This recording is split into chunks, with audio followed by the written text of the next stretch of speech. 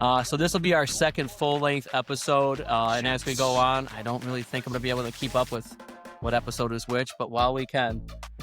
So Andrew and Lauren, tell me about yourselves. How long have you been in the industry? Where do you work? 4 years. I've worked in a restaurant that also has a bar. Then I started working with this fine gentleman. And yeah. I started working in restaurants when I was 16, so I've been in the industry about like 9 years. Okay. Well, started as a host, worked my way up. Dedicated, what can I say? Sitting here talking about how much older you are than her. She's got more experience. Isn't that crazy?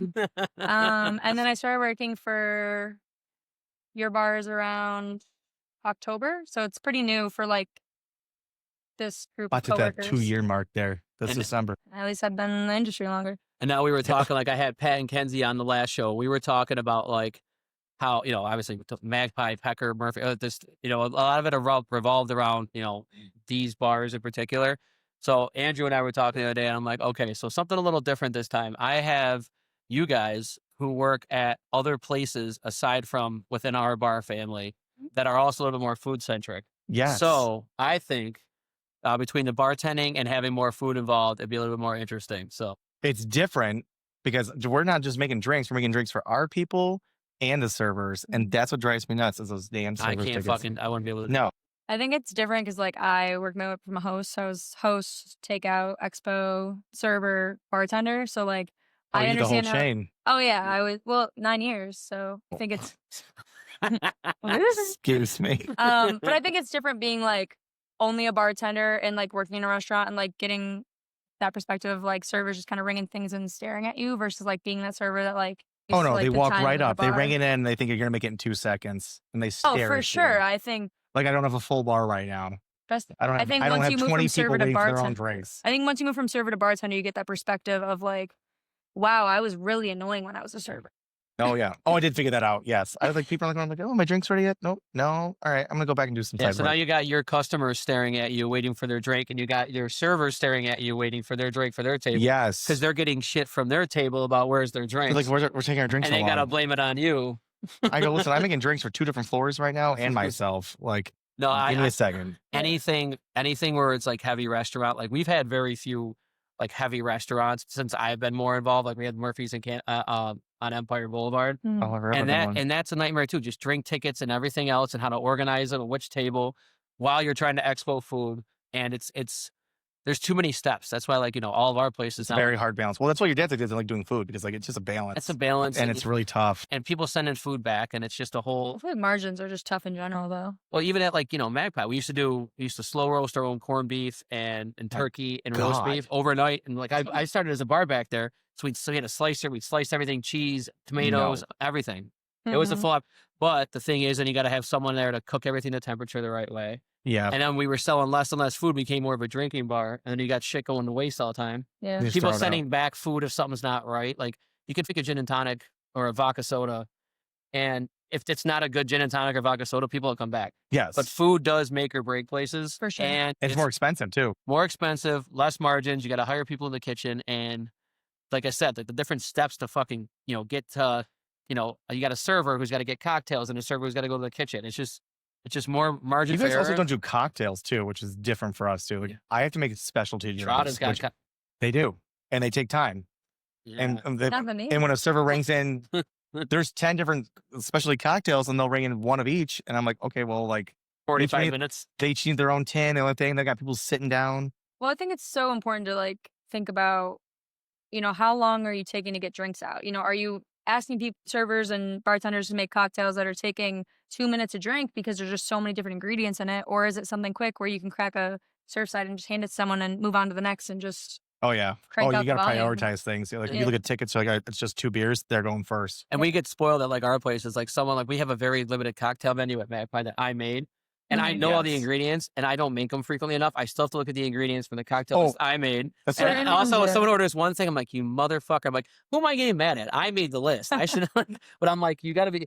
Why don't you just get a high noon? There's certain ones that I think consistently get ordered that like now I'm like, okay, like that's what's in it. But there's sometimes people catch me off guard. I'm like, all right, let me look real quick. No, I'm glad he's not the only one. They all like, I need a pretty in pink. I'm like, yep. And that's these things. Good choice. I have to read it. It was a good choice. But a Spanish lassie, I got down. Pat, oh, the lassie. For sure. I know a Spanish lassie like back of my hand. Why'd she come back? But it's funny because I remember years ago we went to like my friends and I and everyone. We had like one of those, prepaid ticket New Year's dinners at like a higher end place that did all craft cocktails, and we had to wait for our table for like a half an hour, and it was all craft cocktails. Like I'm looking at all the different juices and mixtures and garnishes and all this shit they got to do to put in like one cocktail, and we had to wait for our table for a half an hour, and none of us were able to get a drink. And I remember sitting there watching them make all these drinks, egg yolks and all this other shit, and I'm like, I literally in my head was like, I could have rang in $200-300 in the amount of time that they made a couple of drinks. Just like cracking some high noons, pouring a Tito soda. I think at some point you are paying for that experience of like using those like specialty ingredients, but I feel like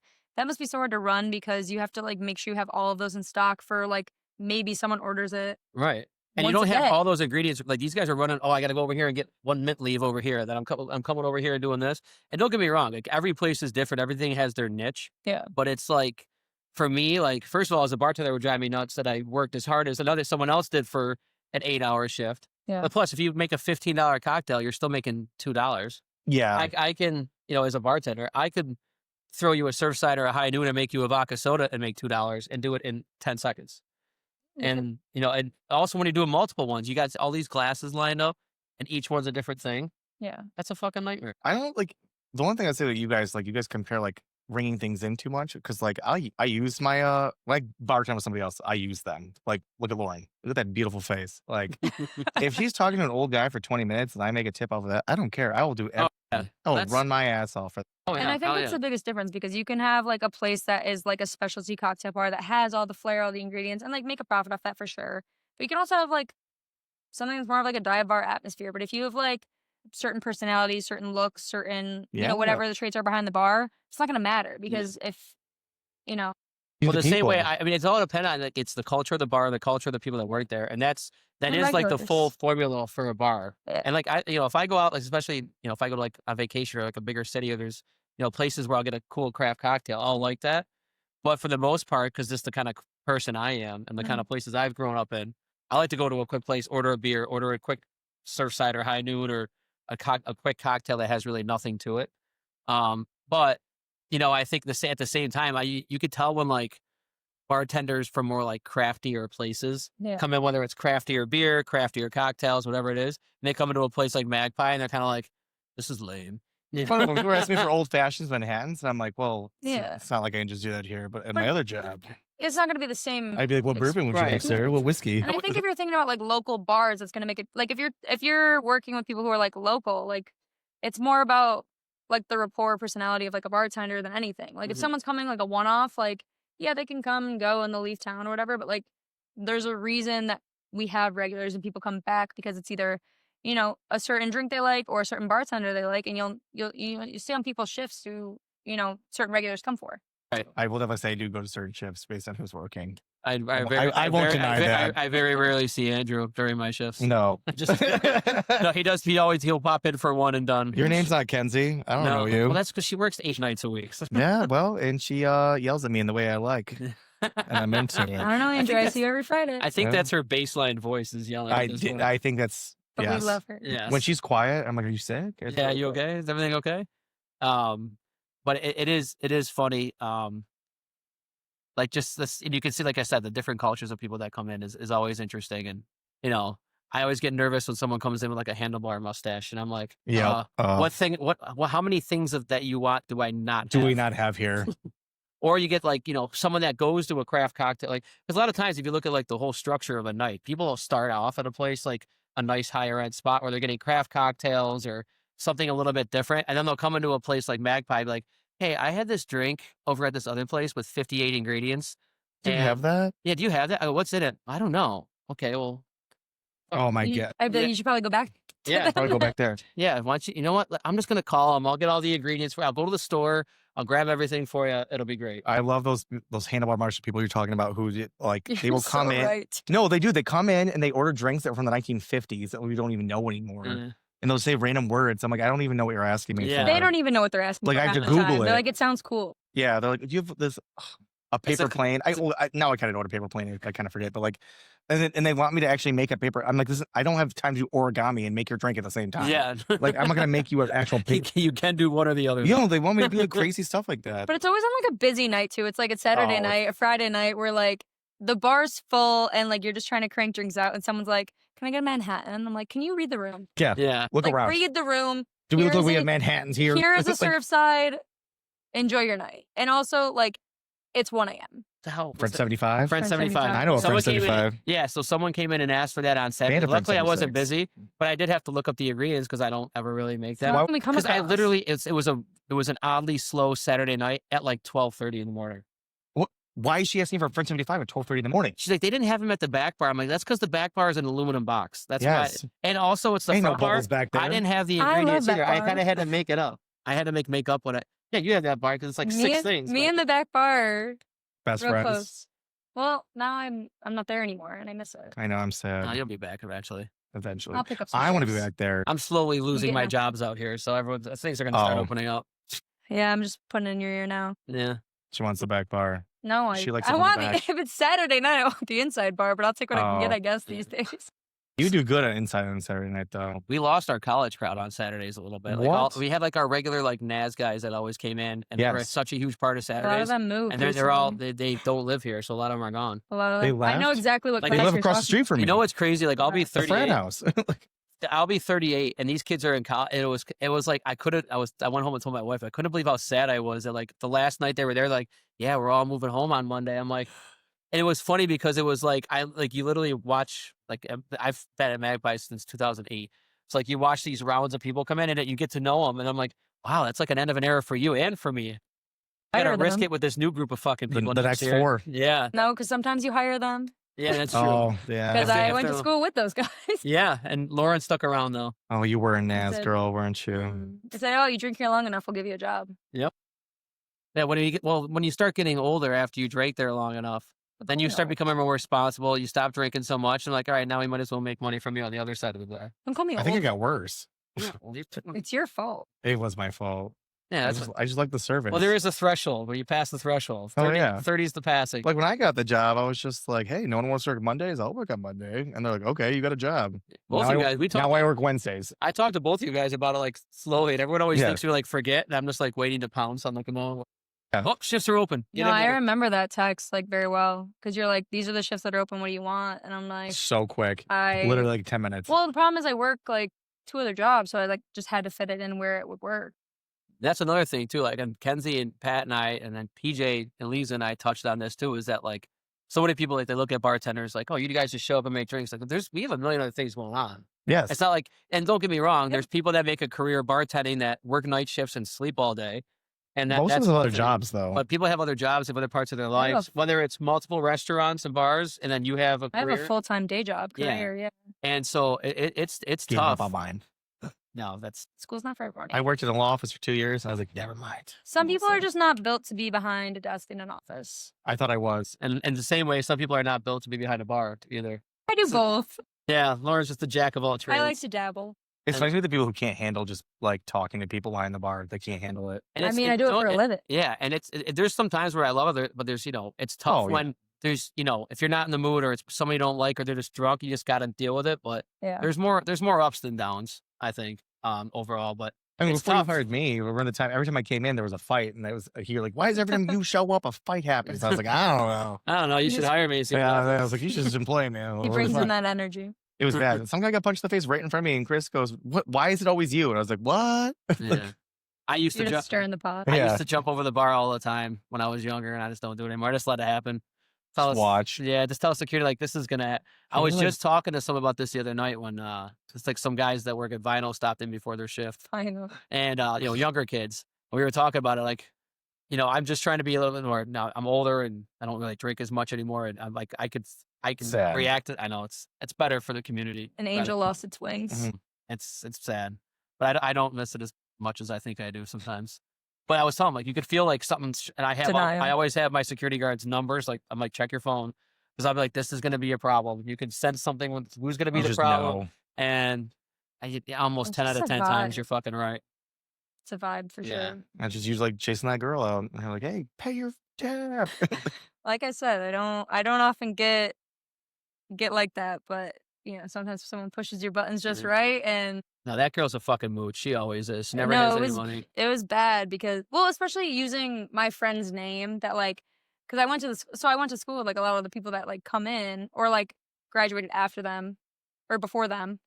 So like for this girl to say like my friend's name that I went to school with, and I like go to look at the tabs and I didn't even see him in the bar. I was just like, you're a mooch. I don't like that. And then like to pretend you don't hear me when I'm like, hey, there's not a tab open. Like, and she just walked away.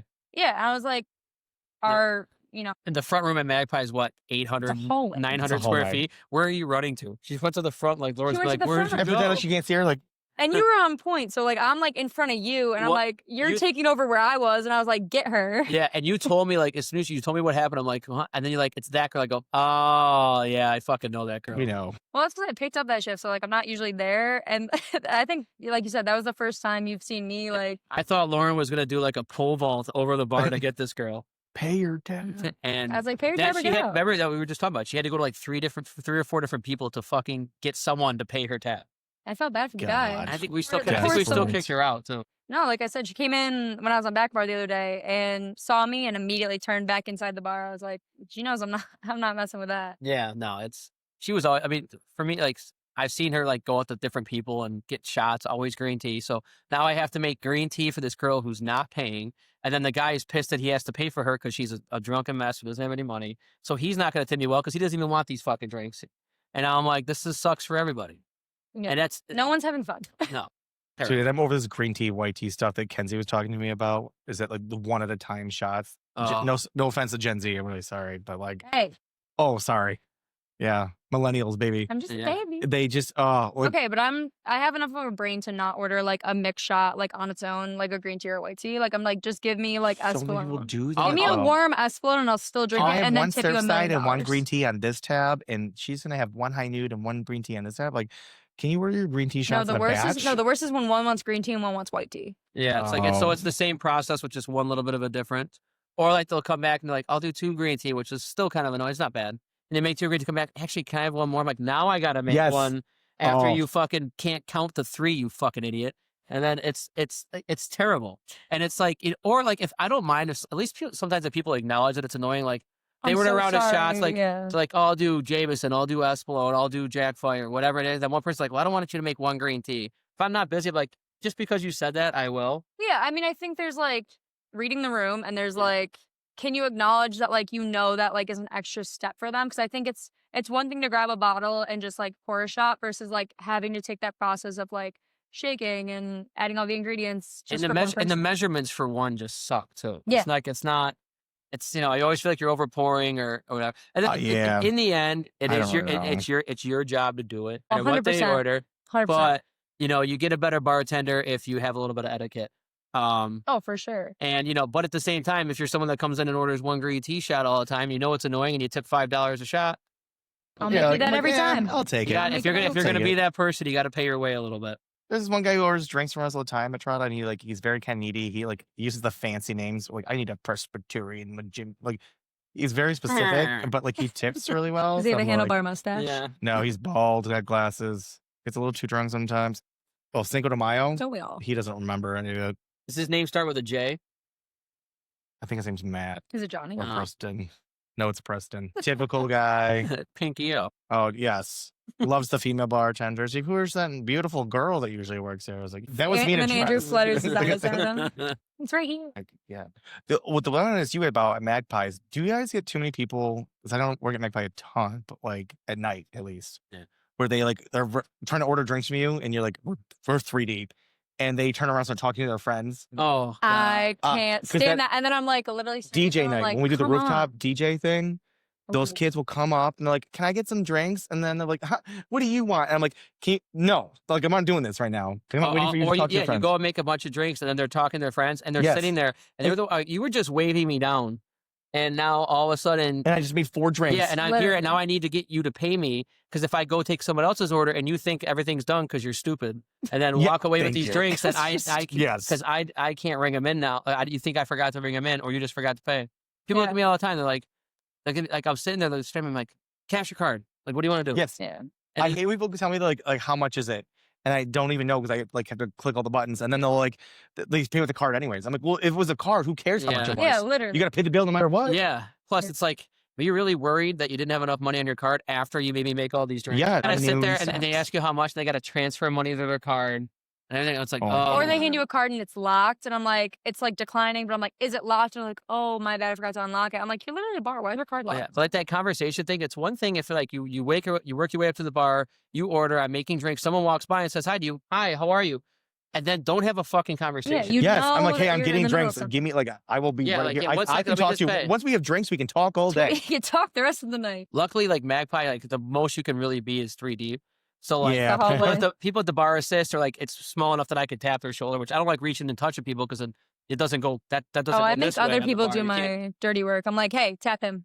Yeah, all the time. I don't have a reach. Yeah, no, it's people are just, and that's not even like just bar etiquette. That's just social etiquette. You know, but why? Because people are very selfish. So PJ brought this up. And I asked like him and Lisa, I'm glad he did. I was like, what's the biggest change you've seen over the years in the bar industry? Bar etiquette. And he was like, entitlement. I was like, absolutely. Yeah. Everyone thinks that, especially, and it's probably a mix of me getting older too, but everyone thinks that they're the only person in the bar. Everything they want is this. I mean, coming from a younger perspective, like I've seen. Yeah, you are young. I like grew up in it, so like I've had to like correct my own like friends or like college friends. I'm like, hey, like that's not how you treat a bartender, but not only just a bartender, like a person. Yeah. But I think it's tough because we do work primarily in a college town where there's 4 or 5 colleges right here. So like you are getting a lot of that, new drinkers, that vibe of people that just haven't been out and like don't have the best bar etiquette already, and like who's to show them besides other people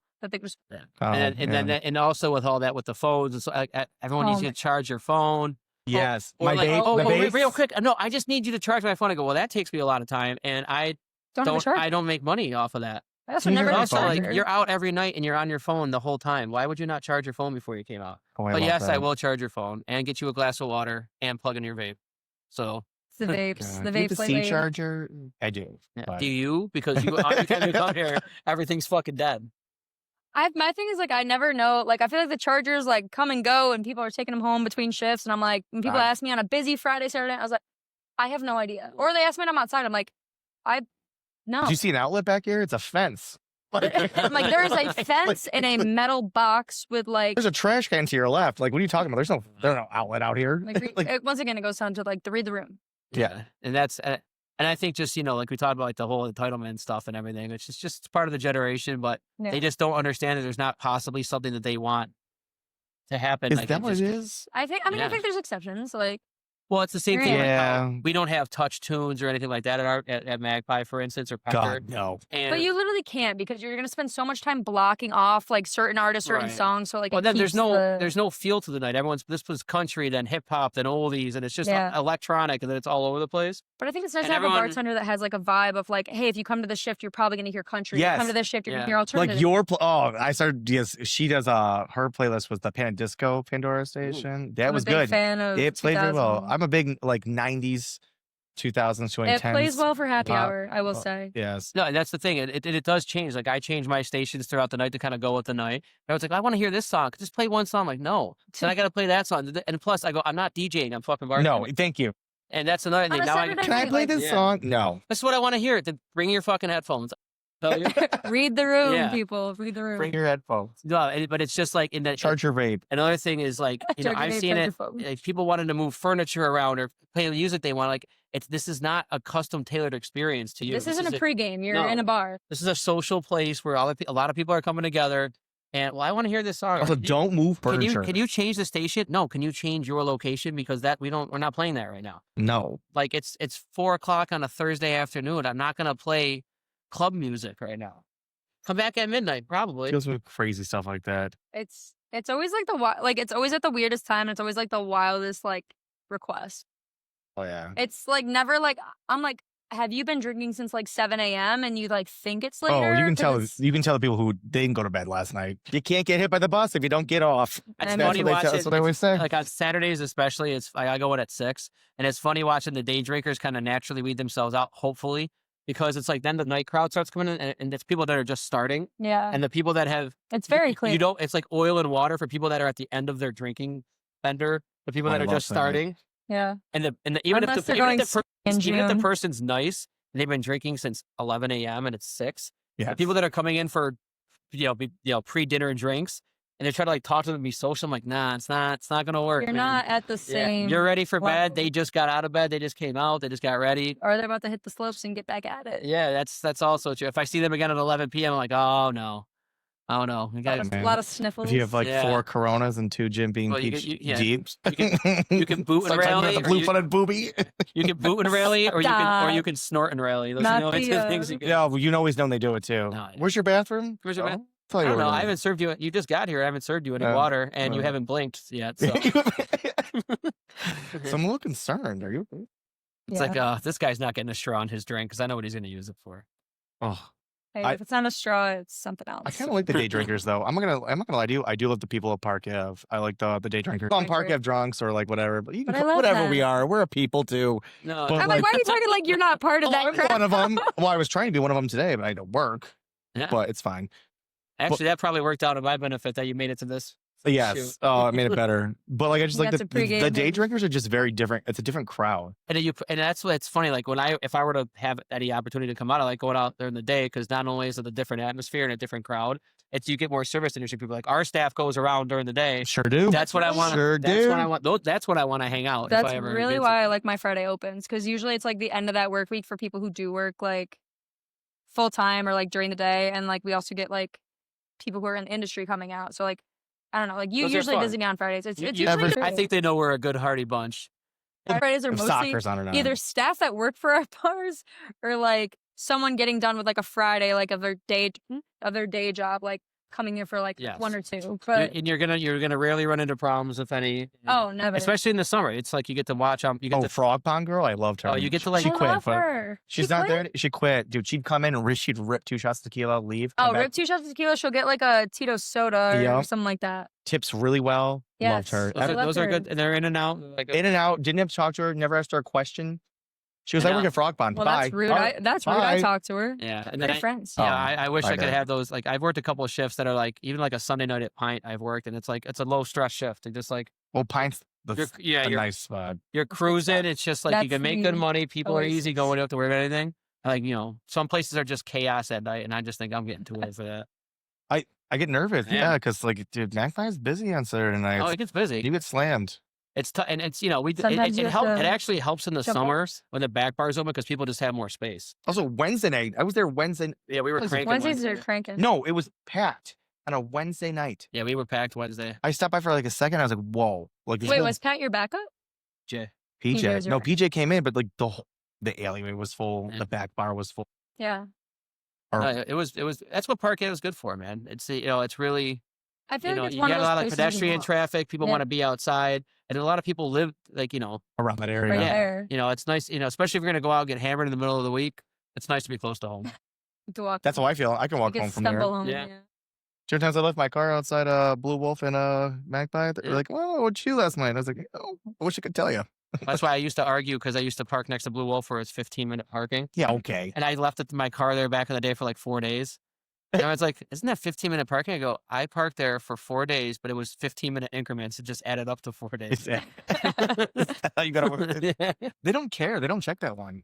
No, there was a while ago. Don't ruin our secret. They're good about that one. Everything else, they're 15-minute and Bank of America. The bank because they can't fit a toe in the bank, and that really has saved me on many shifts I was late to. It's an insurance thing too. I guess they don't want to have the insurance to tow people. Yeah, because if they don't have the room, if they fuck up somebody's car, I don't care. I'll park There's there. no way you can do that. The 15-minute parking is clutch, and Bank of America, perfect. Yeah, right in front of Magpie, they hound that spot. Yeah. Years ago, someone was rating a parking. It was years ago. We were day drinking, and it was in the winter. And it's a bus stop there before they put in the extra curb. And the parking enforcement guy, the guy was in front of the sign. He was writing a ticket for, but the parking enforcement guy parked in front of him. So I took a receipt paper from Magpie. I'm drunk in the middle of the day. And I went out there and wrote him a ticket for parking in a bus lane and put it underneath his windshield. BJ, my buddy BJ has a video of me writing a ticket while he's writing a ticket to the guy behind him. I walked in and go, sorry, man, I had to. Every time that memory comes up, I send it out to BJ. I'm like, dude, that was a fun day. Yeah, don't let that stupid curb. Just look at the bus people. They're trying to minimize parking out there, which is ridiculous. I know, it's already limited. It looks nice, but they took away more parking than we already didn't have. Yeah. So like, if I'm trying to park, it's like I'm trying to open up at noon, and I'm trying to find parking, and there's like people getting lunch in the area and walking. People ask me where to park all the time. I'm like, I never tell anybody where to park because if I'm wrong, you get a ticket, you get towed. I don't give anybody any parking advice because I feel terrible. Well, that happened at one of my other jobs. Yeah, you have to pay for those spots. I have people that like they'll. I understand like, okay, if you have a lot, people are just parking there and hanging out there. There's a liability, and if you have to do pay parking, a lot of people are. That's fine, but they're really bad about. I've seen people that like get towed 2 minutes. It's a third party parking. It was me. I went to remake keys. I went to make copies of my keys at 7-Eleven. I was in there for literally 5-10 minutes max. Walked outside on a Tuesday at like 6. Car was gone. They towed you? They towed me. I had to pay like $150 in cash because their card machine or whatever was broken. It was such, the only good thing about not having a lot of parking on Park Ave is that people do, with Uber and people do walk because it's a neighborhood spot. I'm much less worried about people trying to drink and drive. This is true. You don't, because there's every once in a while you'll see someone come in from like you could tell like they're not from around there, like they're from the suburbs or something. They get hammered and you're like, I got to get this person home because they came out here not expecting to get as drunk, and now they're like, I have to get back to my, 15-minute drive back to the suburbs or whatever. My other job, we don't tell. Like there's signs that say don't park here overnight, but they go, can we leave our car here? I'm like, you absolutely can. Like we don't want you to. It's better for everybody. It's safer, and from strictly a liability purpose. If I'm the owner of that bar or the owner of that property, I don't want someone getting into a car first of all for their safety, for someone else's safety. And because anything's liable, like you're liable. Yes. There is a lot of responsibility to it. People that's why I tell people all the time, like you got to pay attention when people come in because people are on medications and you don't realize how drunk they are until you start talking to them a little bit. Some people come in sometimes you don't realize they're drunk. Send drunk people out into the universe. I'm like, well, I think it's not my problem. It's figured out. If you're like, pay this one, like leave your car and Uber home and your car gets towed and you pay $150 to like get it back. Probably minimum, or is it, hey, let me like risk it, try to drive, save myself some money, and then you're getting accidents, DUI, whatever. It's terrible. It's just. I had a DWI in 2008, and it was terrible. It was it was expensive. It felt like shame. I'm happy. I was so bad. I didn't even make it out of a parking lot, and I'm happy they caught me because I would have killed somebody that night. Oh, but I feel like it's just so eye-opening. I blew a .2 3 hours after they arrested me. Yeah. How many hours? 3 hours. But that's the longest. I was nice and polite, so he waited the longest possible time to penalize me. That's how I got out of mine. I almost got one, and I blew a .09. You blew. But it was great. They're like, can your friends just come pick it up? That's why I am happy about I bet it's been a lot more at ease since like the Uber thing came out. Oh, 100%. And it just makes you feel better that people I see people on their phones waiting for their Uber. It's like, okay. And like even like people that like after closing, I'll be like, hey, I'm just waiting for my Uber. It's 4 minutes away. I'm like, okay, wait inside, especially if it's cold out. 100%. I hate when people are like, go outside, like get outside. I'm like, if they're literally waiting for an Uber and they show me, I'm like, you can stay. It's also if it's like 2:15, like I called last call a half an hour ago. You should have called. And you waited until 2 a.m. to call your Uber. Yeah, it's on you. It's weird. People do always want to wait till like the last possible minute to try to order a drink or they were sitting in front of me. I called last call. I'm closing people out. It's not and you don't even have a drink. And then at 2 a.m. you just want this one last drink. Like, dude, go home. No, these people came in. One time I did pulled a double on a Tuesday for Kenzie because I opened and then she was like, Alex had a baby. Congratulations, by the way.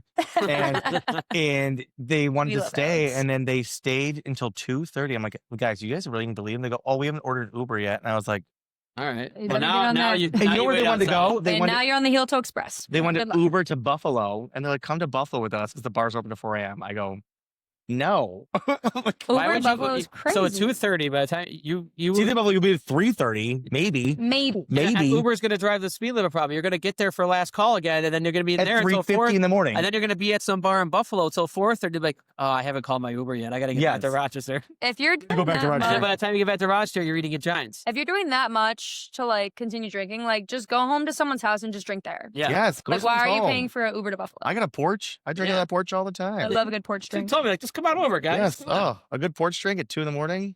Well, I used to love my when I was younger and partying out here. I used to love my 2:30 in the morning quiet porch drink. Seeing all the drug people stumbling around, coming a couple of arguments. I live across. See a little domestic dispute with no physical from that violence. frat house, dude. Watching the frat people just hang out, do their stupid shit. No, that's usually instead of the 2:30 cops drink. Binoculars away. 2:30 Taco Bell order. Oh, 2:30 Taco Bell. 18 quesadillas, please, and a Baja Blast. That was the worst thing when Then forget about it on the porch. I used to like leaving work at 2 in the morning and going to Wegmans to get something if I wanted something to eat. But now they don't stay open. That was my favorite. Being drunk at 2 in the morning and going to Wegmans was the best. Oh, wandering Wegmans drunk when it's quiet at 2:30 in the morning is a whole different experience. Getting some food, hanging out. You rip that away from bartenders when they never reopened after midnight past COVID. Days I'm a dash pass girly till I die. Like dash pass. Yeah, you pay that whatever $10 a month, whatever it is, and best believe at 2 a.m. I'm in there on a drunk night. I'm like, what's open? Is it like welcome back, Lauren? Welcome back, Lauren. How was your shift? Yes. I did one time drunkenly DoorDash my food to Pecker. I used to order food. That was like last week. It was. And I had to tip him. And then I was drunk. I go, I'm sorry, man. I'm hammered. But like, here's 30. I give him like $30 cash on top of the tip I already gave him. Start fucking driving for You Uber. should drive for Uber Eats. Because I'll tell you right now, if it's my order, you're getting money. About like two weeks ago was my brother's birthday. And he's got a fiance. And I was out like celebrating with them in Syracuse. And the next day, my brother's fiance texted me. And she was like, I accidentally ordered like a pizza to my house at 2:30 p.m. today instead of 2:30 a.m. last night. And she was just devastated. And we were like driving kind of in the same direction. And we happened to just be next to each other. The hangover was crazy that day. It was my brother's 27th, I want to say. So you guys are also young. I'm just a baby. Yeah, she's young. Well, we're old. Yeah, I know. All right. Well, that's the weird thing about bartending, like at this age that I've done it for so long, is that like for me, like I used to like have so much more fun with it. I drink during my shifts, I'm partying, but I'm looking back, I'm like, man, I was a way worse bartender back then. Like now I'm just like sober and together and organized. You trying to tell me something? Focused. You trying to tell me something? Yeah. So Lauren doesn't work.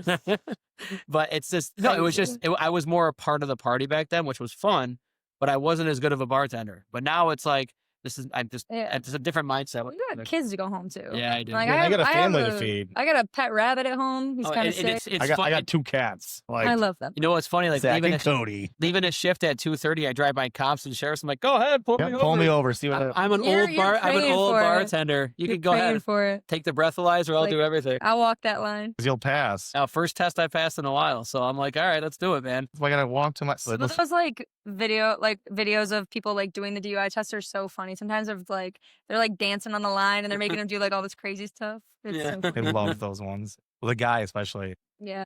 Oh, I'm just drunk. Oh. Got him. No. Yeah, it's. They already caught him once. No, that was like. I feel like you used 10 to hear years ago. I feel like customers, like I said with Uber thing, I don't hear about like crazy DWIs and crashes as much as I used to. I mean, I think Uber's really it's so good for everyone in society. Uber and Lyft were a gift. Like it was just. Now they jacked up their prices. They got greedy. Well, yeah. But at some point, was that COVID shit again too? Well, it was that. It's in demand. Like taxi services aren't around. Like like if you look on East Avenue here, like in front of Murphy's, although I don't know if they took them down yet, but even up until recently, they had like no parking from 10 p.m. Yes, because it was for the rideshare pickups. Yeah. It was literally yellow taxis would just line up at here back in the day. When we left the bars, you have to get a taxi right there. Yeah, dude. No, it's funny. I've been seeing all these posts about like people are like, oh yeah, I was getting an Uber or Lyft to this place, and like I found out how much they were paying my Uber or Lyft, and I told them to cancel the ride, and I'll just pay them cash. I'm like, congrats, you reinvented the taxi. Oh, I did that. You reinvented the taxi. That's exactly how you do it, though. I mean, good for them. Like, make more money. Like, if it's cheaper to like pay them, but I'd pay my Uber in cash instead of paying like clearly you paid them to drop off your Taco Bell. Oh yes, it's like it takes 20 minutes and it's $40 to get down the street. And they're coming from like super far away. I'm like, why are you 20 minutes away from me right now? Yeah, it's crazy. I don't, but it's like I said, it's been good for the bar business. A lot less liability on the bar owners, and and the bartenders. Yeah. But it is easy to know. Like that's another thing too. Like this kids still rip shots and stuff, and I'm just like, so glad you're walking and not driving. Yeah, I'm kid. You know him? You're a kid. Welcome to my daycare podcast. We have Lauren here. We're taking care of her. Yes. They needed to bring the youth in so people wouldn't sleep through the rest. Yeah, Lauren had to keep me awake the whole podcast. Wow. But someone's got to. So another thing is, so we're talking about a lot of these young customers. Now, you guys, like, I know Blue Wolf isn't as much of as a restaurant as like full-blown Trotta. You know what I mean? Well, I'm even thinking back to like farther, and I live in Syracuse, like split time between here and So let's talk about the other side of the spectrum. Are really old people still a pain in the ass? Yes. Very entitled. Yeah. I don't know. It's like, I swear it's like this like bell curve of like entitlement of like young kids and like really old kids. And, I like, say millennials right here at the top. Really old kids? No, I'm talking like older than you, of like expect you to like go above and beyond and like give you $5 at the end of like. Yeah, there's like the crotchety old people that don't have any etiquette and they're entitled, and then the young. It's like because you're younger than them, like no matter who you are, pretty much. They're gonna talk down to you. Yes, and then it's the young kids who've never actually had to work or in this industry or anything. That's what I'm talking about. It's the very young and the very old people that have like that peak life experience where they're in the middle of it. Being born in the 90s, baby. That's what gets you. That's what helps you understand. Millennials. I'm just saying.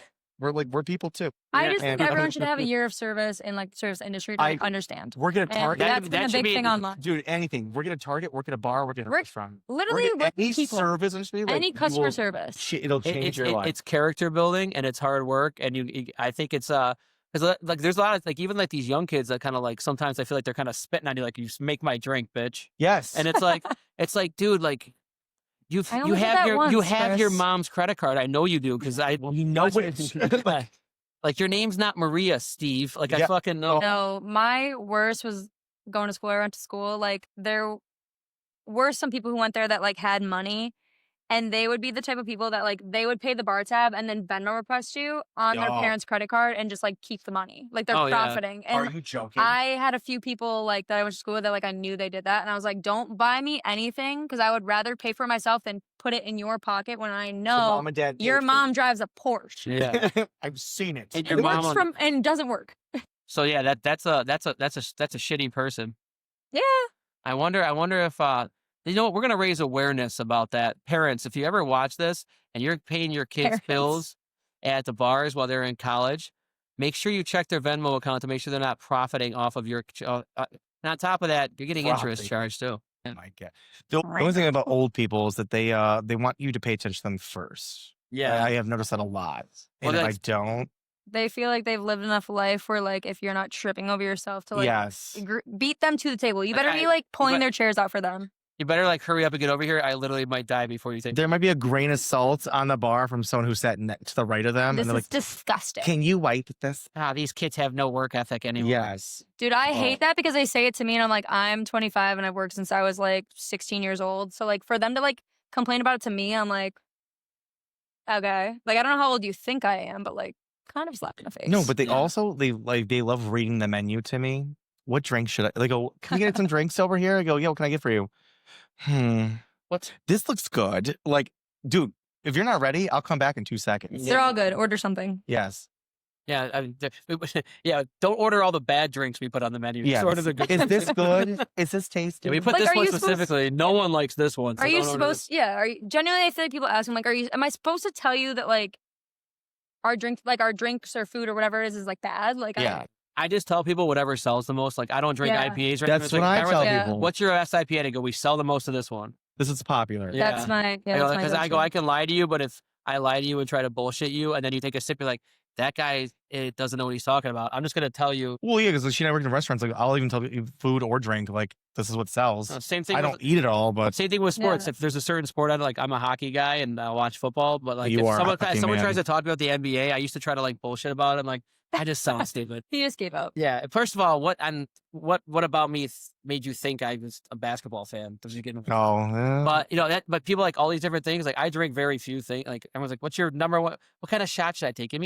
Make me something. Okay, well, that's when I go in the mentality. Narrow it down. Give me a general idea of what you want, and I'll I will make you what most people seem to like when I No, that's when I tell people if you're gonna be stupid, you got to be tough. Because if you're being like, make me whatever you want, you're getting a Miller Lite or a shot of warm Rumple Mints and warm Rumple, not even just. No, I'm putting it in a microwave specifically because you said that. You were getting a warm Rumple Mints in 6 hours when this chilled bottle comes to room temperature. I will go find one that. I want the ones we forgot to put in the cooler. Yeah, I will go find something. Yes.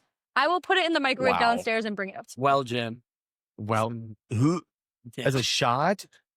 That's what. Just give it to him. Like next time, be fucking ready, dude. Or like people that wave you down. You're like, oh, and then you get over there like, what do I want? I hate that. That's what I'm talking about. That happens too much. You were in such a hurry to not know anything. That's unbelievable. Or they got their card in their hand. What's good here? I don't know. There's 600 bottles behind me and 2 coolers. But I think there's a difference if it's like, it's someone's like 21st birthday, like I'm new to drinking. Like if you clarify that, like I'm more willing to like work with you and be like, oh, like if you want something sweeter, like I can do that versus someone just being like, they go out and they're just like, make me something good. Make me something. I'm like, do you want sweet? Do you want like a little more tart, a little bit tequila, or narrow it. I give you a shot of tequila. Are you gonna throw up on my bar? Yeah. Oh yeah, that's happened to me. Someone's like, make me. They're like, please do a shot with me. Day please for do you a at Murphy's. No. This was a Saturday I picked up with you actually. They're like, please like do a shot with me, and I was like, all right, like what do you want? Because I'm like, I drink Espolon, and like I know a lot of people don't. Some people don't like tequila, and she's like, I'll do whatever you're doing. Like I swear, I'm like, if I give this to you, are you gonna like be sick? Because like she was already like pretty like drunk. And I gave it to her. She took it, looked me dead in the eyes, beeline to the bathroom. At least she beeline to the bathroom. Oh, yeah. It was. I had one fucking night where this girl threw up right behind the drafts at Magpie, all over the bar. Ew. And I'm going to try to say this as least disgusting as possible. No, make it gross. It looked like rum chata. Ew. Wow. Make it gross. Ew. But no, it was so bad, and like her boyfriend was there, like, and we had and like took her out, like they carried her out. Crazy. And it was out of nowhere. Like she's been in there, like I've seen her all the time, and she's always fine. And this guy who was like, he's annoying, but he works in the industry. He's he's a back of house guy, but he's nice. Yeah, just tough to deal with sometimes. He helped me clean it up, bar rags, everything. I'm like, and I was busy, so I couldn't really do it. It's so nice to him. And then that fucking night, I gave his card back to somebody else by accident. So after he helped me and did all this shit, and when he asked me for his card, I saw it was the same kind of card. They were next to each other. I was like, that guy has your card. I have his card. Yep. There's no way I could possibly get it back. Yeah. And I felt terrible. And, but he did save me that night. I bought him a drink, his first drink the next 4 times he came in. Well, it's mostly because he didn't have a card to pay for it with. Well, Andrew, when we worked parade day, literally the second we clocked in, turned around, this guy just goes threw up down the front of the bar. I was like, right in front of me. I'm like, I just got here. You gotta go. I think we asked security, like, hey, can you get that? Like, I'm still setting up my drawer. Like, literally, I just counting our money. I had just clocked in. I was like, I turn around. I was like, awesome. Yeah. No, at least it can only get better. Actually, it's parade day. Nothing ever gets better. No, it does. It gets much worse. Only one fight. Crazy. The bathrooms were really gross. Well, we usually have like a company that goes around and does that during the day. We just couldn't find anyone this year. Dude, it was bad. That's why I stayed at the front door for 19 hours that day. Yeah, and I just sat in your little chair, hung out. I was standing up. I didn't sit. We did get that one guy though, the guy who never pays his tab. Oh yeah, we got him. He paid for his drinks and then we kicked him out. Yep. Yeah, we talked about him. Yes, I go, Chris, that's the guy. I go, that's the guy that we all talk about. And Chris goes, get him out. And I go, yup. And I got, I think we snatched the drink. Oh, I went up security and I go, hey, that guy's got to go. And I go, we brought him up. We brought him up with Mackenzie and Pat were here. And it's funny with people like that because they will do something like that. They'll disappear for a while or try to come out of like a busy night where they think they blend in. And it's like, no, we remember you. Like, dude, I saw his name on that card. Serial repeat offender. He doesn't like come in and like, because we caught a guy at Public House years ago that was running up like $20, $30 tabs, canceling the card and leaving the card. So we caught him after the 3rd time. That's not like overly egregious. This guy rings up $200-$300 bills and then leaves his card there and then cancels the card. He racked up $160 tab at Trotta, gave us $10 and walked out. That is $10 more than anyone else has ever got. And I was like, what was $10 for his 160 tab? No, the card went through for $10. Oh. And then he goes, hey, I have to go get cash out of my car. Never. And then my coworker, Jess, who's a tiny little girl, I love Jess. But she chased him through the parking lot. He ran down Culver Road. Yeah, he's a piece of shit. Oh, he ran, and she He's was a like, scam artist. she's like, get back here. Like, and I was like, Jess, you can't even fight him. I think people don't realize that, like, if we know you're like a repeat offender, like your picture, if we can get it, is sent in the group chat, or like a name or whatever identifying information. Like, there's been some that kid people. is so bad. Like, I texted all the owners around here, like, keep an eye out for this guy. This is what he does. Scumbag. And we talk about it all the time. That's the biggest threat to people is like, all my friends are going to go out and I'm not going to be able to go out to this place. Yes. And that's what they worry about. And like, you know, the one thing we're all terrible with is names. Like, we don't fucking do names. No, but there's always something identifying. We remember your drinks, but we remember if you're... I know your face and I know what you're drinking. Yeah, and if you have a bad experience with you, we'll remember it. Like there's very rare times it's happened to me in my career of bartending where like I have a bad first impression with someone and they turn it somehow. And that's because usually the impression you get from someone at a bar is just who they is. I'll never forget that girl's face where I almost jumped the bar for her. So yeah, she came in last Saturday. I literally thought about that. Think about me? Yeah. Oh. I thought I was like, Lauren, we're here. This will be a problem. No, she wouldn't. Like I said, I worked back bar. She saw me walk right back inside. That's the thing. I really think that she knows what she did. Especially when you get like students, right? Like college kids that are around. You're here for 4 years. You always go to the same spots. We're going to remember. Yes. And like, we all talk too. Yeah. Do you think like, you know, if you tipped us bad last week, you don't think we're going to remember?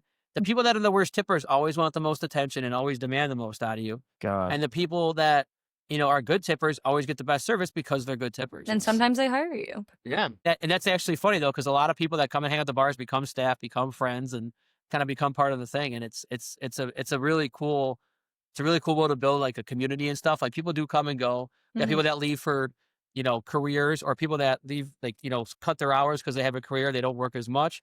And then you got the people that leave for a career and then they're right back to it because they hated the career. It's true. I hated my career. Yeah.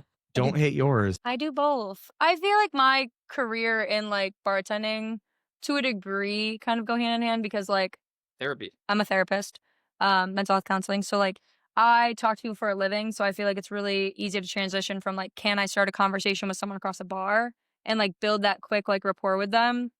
Not just to like make money off them, but I feel like that's how you build like a crowd and like regulars that come in because they're like, I really liked having that conversation with you. Yeah, there's a trust. There's like a real relationship you develop with people. And it's not, you know, some people do become friends outside of work. There's also people that try to be friends with you outside of work that you don't want them to. Like, listen, this is strictly me over here and you over there.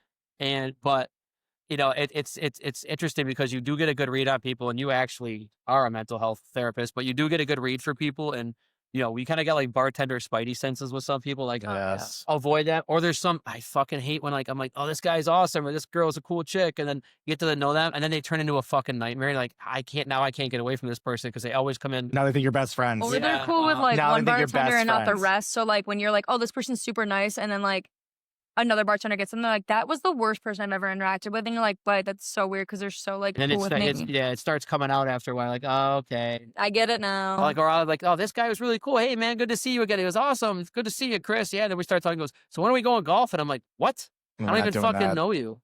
Like, never. I don't know. It's like. Mike and I were talking about like good regulars and bad regulars the other day. There's such a difference though. Because we always go to like, after we get out of work, we go to like Jeremiah's. And the only time there's people were there who are our regulars, we can't stand them. They're rude. Demanding, needy, don't tip well. They're like, oh, hey. And they thought we were like their best friends. And as soon as they left, we turned to the bartender and I go, those are our bad regulars. Fucking hate that. We hate those people. No, like every time they walk in, we're like rolling. That's another thing. There's like people like, I spend a lot of money here. Like, well, first of all, just spending money at the bar doesn't make you a good customer. No. Yeah. And also, if you don't tip well, you're talking to the bartender and you're a pain in the ass customer. You're talking to the bartender who doesn't benefit from you. Yeah. Yes, I make nothing from you. Yeah, you're giving money to the bar, but you're not like taking care of the person that's serving you. You make me hate myself. Well, like, the whole part of the time when you're here, and then now it's like now where I work is unpleasant. Now imagine if there was like if you worked in an office environment and there's someone that's always in your office hanging out, and you just tell them, get the fuck out of my office. You can't do that at a bar if they're not really doing anything wrong. No. It's like, you're annoying me and I don't like talking to you. You're a bad person. Get out of here, please. To be fair, I can't do that at my office either. You should just tell them, like, you know what you should do? There are some doozies. Oh, I'm sure. And it's like, it's just tough to get rid of people. So yeah, you got to pick and choose your distance. You know what I mean? Yeah. I know Wagner were the best when he had the gyms fighting. He like was like, hey guys, like you guys can fight and not want to be here, but like I have to be. So you guys can go if you want to. They were complaining about being there. They're complaining like what was going on. I'm like, he goes, you guys can leave whenever you want. Yeah, I tell people that like, all the time. I have to be. Right Even when people try to get me to do shots and stuff, I'm like, no. They're like, come on, just do one shot. I'm like, no, because when you are had enough and you're done, you get to go home. I have to I just stay here, and then plus on top of that, if I catch a buzz, I'm gonna money. Yeah, I'm like, I'm just gonna keep drinking, and next thing you know, I'm here by myself at 3 a.m. dancing to music. And, and I have to look for another 1-bedroom apartment because my locks were changing hands. When our hours are done, we're like, hey, like you can go. Like I still got a lot of stuff to do here. So overall, between the restaurant and the bar side, like the restaurant bar style where it's more food and stuff, or like kind of our places where they're more, quick hangout, guys have a preference, or is it nice having like the two different kind of, having like, well, this is, I don't feel like Magpie. Maybe this is a little bit better. No, I think having both is therapeutic because it helps me get away from the stress of one job and the other one. Like I don't get involved in a lot of the drama that happens at like Magpie and stuff like that, but it helps me get away from the drama that is my other job, that is Dorado, which is a restaurant. And it just helps me like have like a break from each, but like it's just like different because like now I'm not like Magpie is very relieving for me. Like I just feel relaxed. I'm like, hey, it's not that serious. Like we're just serving drinks. But when I have to deal with food, I deal with people getting angry, yelling at me like, why that food took so long. Where's my server? I go, you don't have a server. I'm bartending. Like they mix the two up. That's the hard part. The way our bar is designed at my other job is like people mix me up with like a server and a bartender. Where at Magpie, I'm just a bartender. I like it's very cut and dry, very straightforward. I like both. I just think Magpie is more relaxing. When you're just bartending, you can just like write people off a little better. Like when we do those DJ nights I was telling you about, like I like those more a little bit because when people are being like rude and like I can actually give it back to them. But like when we're doing actual service, I have to be like, oh, I'm so sorry about that, sir. When people are rude to me at Magpie, I'm like, dude, fuck off. Don't talk to me that way. Yeah, that's definitely more of our vibe there. Yeah. What about you? I mean, I would say it's the same. Like the reason I feel like I like being in like different jobs is it's a different mental like energy. I would say if it's a preference for me right now between like working strictly a bar job or working somewhere that's like combined with a restaurant, similar to Andrew, like I do prefer a bar because I think there's a difference of when you're trying to consistently like please someone so they tip you well on a service like for food versus like Andrew said, if someone pisses me off, like I don't have to serve. I bet you like back bar like I did it the other day because this guy was just being so rude to me and he called me a bitch and I was just like, you can get your drinks inside from now on. Like I don't need to take care of you. Yeah. You're not going to tip me. And he didn't tip me. I'm like, you're not going to tip me. You're being rude. You're calling me names. I'm like, I'm the one giving you drinks. Like you can, there's 2 other bartenders in there. I hope you're nicer to them. But like, I think there's a different level of like, I don't want to say crazy, but how crazy you can get with people. Yeah, definitely. For sure. And People I think, treat us another thing differently. is with like tables and service is that you got to wait to see if your good service was rewarded. Yes. Like at Magpie or something like that, where everyone's closing out or paying cash, you know right away what kind of person. Oh, I know exactly who you are right Customer away. Yeah, Well, the worst is when you're giving your like heart and soul to like a table and you think it went so well and then they leave. The verbal tip. Honey, you tips. did great. I loved everything. It was great. You were Here's $5 amazing. on 56. Okay. No, I've gotten like $5. We'll be and, like, back. 100. Please don't. Please don't. I will remember you and I will not serve. Well, it makes me glad to know that I am more in just the drink side of things where it's fast paced, quick turnover, and you can be an asshole back to people. Yes, I like being an It's asshole back to freeing. people. Yeah, it's freeing. That's good. Yes. And also we tip people out in the restaurants too. Yeah, like, we don't have to- I make drinks, but like I also tip out my food runners. Yeah, no, we don't do that. That's why we minimize food, and that's what barbacks are for. That's what barbacks are for. Yeah, guys, well, thank you very much for being on the show today. Had a good time. I'm sure we'll be seeing you guys again. And everyone, we will see you in the next episode of Behind the Pine Podcast. Cheers.